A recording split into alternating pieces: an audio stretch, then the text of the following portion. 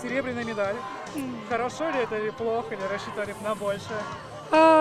Конечно, ты всегда рассчитываешь как бы на больше, но мы рады и этой медалью. Наш труд, он оправдался за весь сезон. Хороший сезон, успешный сезон получился. Нас Аня бежала на последнем топе. Нас это тоже мотивировало быстрее бежать, чтобы ей передать хорошо этап. Мы рады этой медальке. Чего не хватило, наверное, команде для победы? Или... Я даже не знаю, чего не хватило. Как бы каждый уж показывает тот результат, на что на данный момент готов. Значит, соперники немножко в чем-то были сильнее на данный момент. Не знаю. Как будете отмечать?